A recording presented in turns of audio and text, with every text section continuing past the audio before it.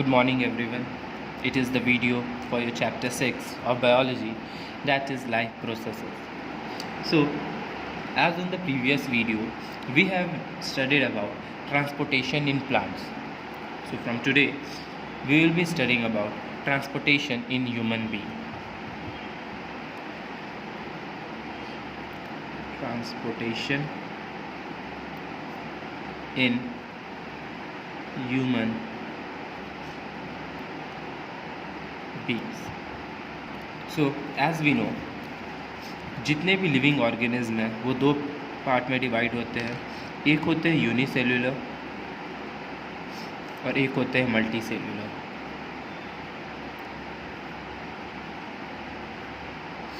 ये हो गया सिंगल सेल और ये हो गया made up of many cells. तो इसमें बहुत सारे सेल है नहीं, एक ही सेल का बना हुआ है. ठीक है, तो इसको उतना ऑक्सीजन, वाटर, फूड, न्यूट्रिएंट ये सब का ज़रूरत नहीं है. बट ये जो मल्टी सेल्यूलर ऑर्गेनिज्म है, जो हायर एनिमल्स है, जो हायर ऑर्गेनिज्म है, ये लोग को सारा चीज़ चाहिए. ठीक है, फूड चाहिए, वाटर चाहिए, ऑक्सीजन चाहिए. ठीक है, मीन्स जितने भी न्यूट्रिएंट है वो सारे चाहिए. ठीक है, फॉर द सर्वाइवल. तो they also need to remove the waste. Nutrient चाहिए और साथ में वेस्ट रिमूवल भी बहुत ज़रूरी है. ठीक है, for the removal of waste is also necessary. So there is a need of some mechanism to transport the material from the part of the body where they was form to the other part where they are needed. Means ऐसा तो नहीं है कि जहाँ पर वो particular means material जो form हुआ वो वहीं पर उसको यूटिलाइज़ कर रहा है. मीन्स बनता कहीं और है, यूटिलाइज़ कहीं और है. तो इसको ट्रांसपोर्ट करने के लिए कोई ना कोई मैकेनिज्म चाहिए. ठीक है, लाइक फूड जो हम लोग खाते हैं वो digest, means we are eating some from somewhere else, digest कहीं और हो रहा है, एक्सक्रीट कहीं और हो रहा है. तो ये सारा जो ट्रांसपोर्ट हो रहा है उसके लिए कुछ ना कुछ सिस्टम चाहिए. ठीक है, तो we all need this particular, you can say the mechanism to, जिसके चलते वो जो मटेरियल है वो ट्रांसपोर्ट हो सके. ठीक है, डिफरेंट पार्ट्स में, और फाइनली फिर वो एक्सक्रीट हो सके बॉडी से. So in human being mechanism of transportation, ये जो ट्रांसपोर्टेशन है एक जगह जो बन रहा है वहाँ से दूसरी जगह जहाँ पर उसको नीड है, ठीक है, वो कैरीड आउट होता है किससे? By circulatory system. Circulatory system से कैरीड आउट होता है. इसमें क्या क्या होता है? वेसल्स होते हैं, पंपिंग ऑर्गन होता है. इसको हम लोग क्या बोलते हैं? हार्ट बोलते हैं. ये वेसल को हम लोग ट्यूब्स बोलते हैं. देन सर्कुलेटरी फ्लूइड होता है, सर्कुलेटिंग फ्लूइड. और फ्लूइड में ब्लड आ गया, लिम्स आ गया. ठीक है, तो ये सब तीन मेन ऑर्गन कॉम्प्राइज कर क्या बनाते हैं? एक सर्कुलेटरी सिस्टम. अब उसमें भी जैसे ये फ्लूइड है, ब्लड है और लिम्फ है, इस पे भी डिपेंड करता है हमारा सर्कुलेटरी सिस्टम. ठीक है, तो डिपेंडिंग अपॉन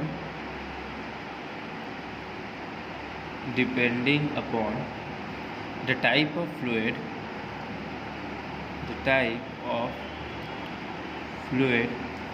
जो हमारा सर्कुलेटरी सिस्टम है, सर्कुलेटरी सिस्टम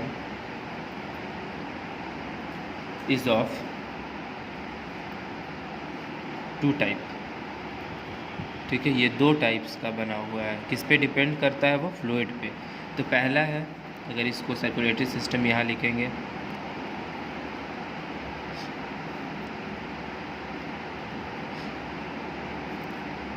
तो ये फर्स्ट पार्ट इधर मेरा आ जाता है ब्लड वैस्कुलर सिस्टम, और इधर सेकंड आ जाता है लिम्फेटिक सिस्टम. ठीक है, ये डिटेल में पढ़ेंगे ये लिम्फेटिक सिस्टम है क्या, या ब्लड वैस्कुलर सिस्टम है क्या. तो जो ब्लड वैस्कुलर सिस्टम है ये तीन पार्ट में डिवाइडेड है. That is blood vessels and heart. तीन पार्ट में हो गया, ठीक है। ब्लड वेसल्स एंड हार्ट, जिसमें ब्लड वो फ्लूइड है, ब्लड वेसल वेन्स ये सब, ठीक है, जिससे वो ट्रांसपोर्ट होता है। और हार्ट क्या है, पंपिंग ऑर्गन है। अब ये जो ब्लड वेसल है ये भी तीन पार्ट में डिवाइडेड है। पहला हो गया आर्टरीज, दूसरा हो गया वेन्स एंड तीसरा हो गया कैपिलरीज। ये सारे का डिटेल हम लोग पढ़ेंगे, कौन किसका क्या फंक्शन है, ठीक है। फिर ये जो ब्लड है ये दो पार्ट में डिवाइडेड है। फर्स्ट इज प्लाज्मा, ठीक है, जो 60% ऑफ ब्लड से बना हुआ है। एंड सेकेंड है ब्लड कॉर्पसेल्स, ठीक है, ब्लड कॉर्पसेल्स, ये 40% ब्लड से बना हुआ है। अब ये जो ब्लड कॉर्पसेल्स है, ठीक है, ये मेनली सेल्स हो गया। ये भी तीन पार्ट में डिवाइडेड है, that is RBCs, red blood cell, white blood cells and platelets, ठीक है। ये है हमारा ब्लड सर्कुलेटरी सिस्टम, ठीक है। ब्लड कैसे फ्लो करता है, तो ब्लड वेसल्स एंड हार्ट। फिर blood vessels, arteries, veins and capillaries transport करता है। ब्लड जो हो गया ये blood plasma and blood corpuscles RBC, WBC and platelets. अब आता है हमारा लिम्फेटिक सिस्टम, ये बस तीन पार्ट में डिवाइडेड है, that is lymph vessels and lymph node, that is gland, ठीक है। ये हम लोग पढ़ेंगे ये है क्या लिम्फेटिक सिस्टम। सो अभी हम लोग पढ़ेंगे डिटेल में ब्लड वैस्कुलर सिस्टम के बारे में। ब्लड वैस्कुलर सिस्टम, ठीक है। अब ब्लड वैस्कुलर सिस्टम है क्या? It is a system in which fluid is transported from one part of the body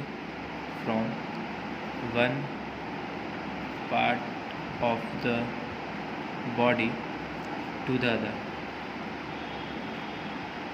ठीक है। एक पार्ट ऑफ द बॉडी से दूसरे जगह तक ये मूव करता है थ्रू ट्यूब्स, इससे ट्रांसफ़र होता है तो थ्रू ट्यूब्स। अब ये ट्यूब्स हमारा क्या होता है, वेसल्स होता है, ठीक है। तो ये ब्लड वैस्कुलर सिस्टम क्या है, तो अ सिस्टम, एक टाइप का ऐसा सिस्टम है जिसमें फ्लूइड दैट इज़ ब्लड वो ट्रांसपोर्ट होता है एक part of the body to another, और किससे, with the help of blood capillaries हो गया, वेसल्स हो गया, ठीक है, या फिर आर्टरीज हो गया, इससे ये ट्यूब्स को हम लोग बोलते हैं ना। ब्लड वैस्कुलर सिस्टम को ही हम लोग एक और नाम देते हैं, दैट इज सर्कुलेटरी सिस्टम,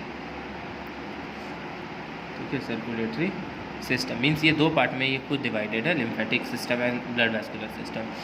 तो it is a system for transportation of bloods, ठीक है। ये एक ऐसा सिस्टम है जो क्या ट्रांसपोर्ट करता है, ब्लड को ट्रांसपोर्ट करता है फ्रॉम बिटवीन वेरियस ऑर्गन। यहाँ जो वन पार्ट जो है, ये one part of the body क्या है, वेरियस ऑर्गन्स है, various organs to the other जो है वो क्या है हमारा, हार्ट है, ठीक है, टू द हार्ट। मीन्स इसी दोनों के बीच में, ऑर्गन्स के बीच में और हार्ट के बीच में ये ट्रांसपोर्टेशन होते रहता है। Now this is the system is a complex network of hollow tubes called blood vessel, ठीक है। इसमें ये ट्रांसपोर्ट कौन करता है, तो ब्लड वेसल करता है। तो ये ब्लड वेसल्स क्या है, तो ब्लड वेसल्स कैरी, इसका काम क्या है, it carry blood and connect heart to all other organs of the body,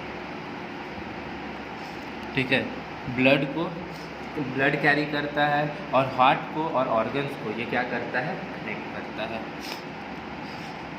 internal transport of blood between various organ, अब अंदर भी ट्रांसपोर्ट हो रहा है ऑर्गन के, और ऑर्गन टू ऑर्गन में भी, ठीक है।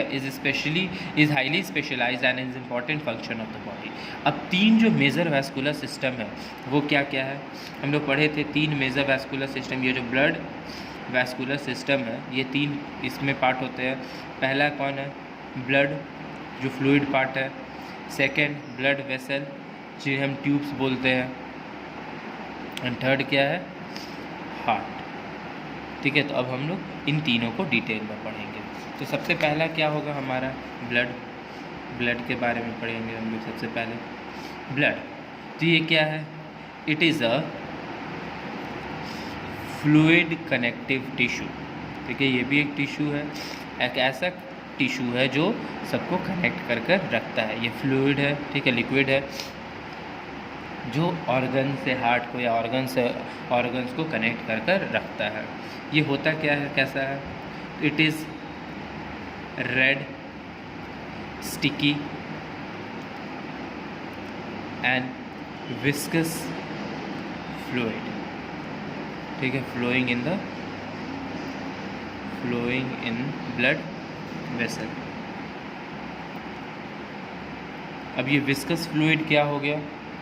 विस्कस फ्लूइड का मतलब हो गया कि एक ऐसा फ्लूइड, ठीक है, जो जल्दी फ्लो ना करता हो, ठीक है, साथ में ये थोड़ा थिक होता हो, ठीक है, ये थिक भी होता है, स्टिकी, ठीक है, और जल्दी फ्लो ये नहीं करता है।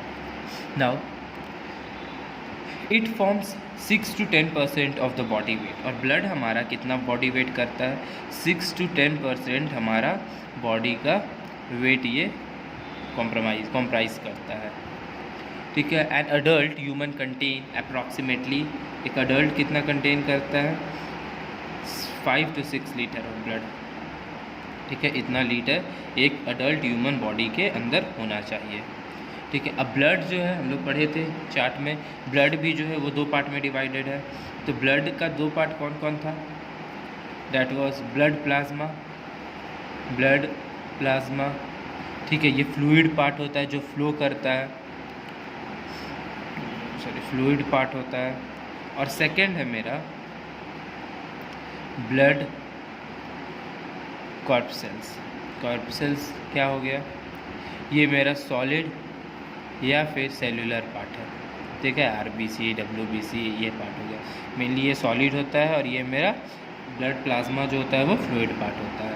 अब प्रॉपर्टीज़ ऑफ ब्लड पहले इससे पढ़ेंगे, उसके बाद ये दोनों को हम लोग डिटेल में पढ़ेंगे। प्रॉपर्टीज़ ऑफ ब्लड क्या है?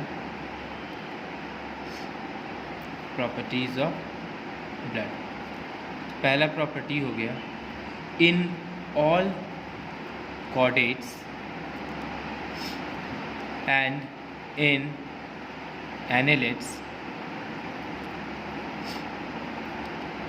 amongst the non-chordates, blood कैसा होता है? Blood is a bright red fluid of salty taste and peculiar smell. ठीक है, इसका टेस्ट भी होता है और इसमें स्मेल भी होता है। तो मेनली ये ब्लड क्या है? Blood is a bright red fluid of salty taste and peculiar smell. Second इसका क्या हो जाएगा? It is heavier than water, it is little heavier than water, means इसका विस्कोसिटी जो है वो क्या है? थोड़ा हाई है। इट्स विस्कोसिटी इज़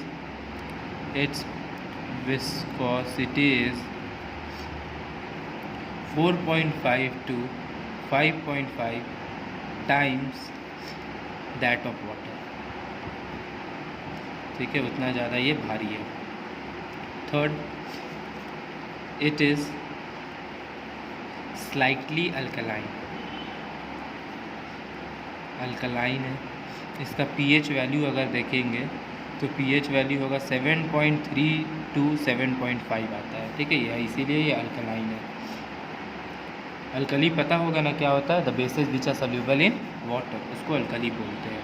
तो 5 से नीचे अगर रहता है तो वो एसिड हो जाता है, 5 से ऊपर रहता है तो वो अच्छा सॉरी, जिनका 7 से नीचे होता है स्केल से, ठीक है, वो एसिडिक हो जाता है, 5 नहीं 7, और जो 7 से ऊपर होता है वो बेस हो जाता है। तो 7 से ये ऊपर है, इसीलिए ये एक तरह का बेस है। और बेस वो भी कैसा? अल्कलाइन, जो इस वाटर में सॉल्युबल हो जाता है, थोड़ा वो मिक्स कर सकता है।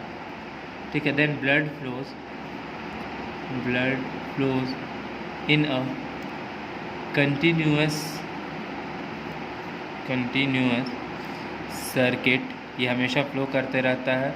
किस में? तो सर्किट एक होता है जिन्हें हम क्या बोलते हैं? ब्लड वेसल्स बोलते हैं। ठीक है, ये हमेशा फ्लो करते रहता है। तो ये 4 प्रॉपर्टी है ब्लड का। वो ब्राइट रेड कलर का होता है, सॉल्टी टेस्ट का होता है और स्मेल पेक्यूलर होता है। हेवियर देन वाटर है, अल्कलाइन है, एंड वो हम समय फ्लो करते रहता है ब्लड वेसल के अंदर। Okay, that's all for today. So rest of the topic बाद में पढ़ाएंगे नेक्स्ट वीडियो में। Thank you.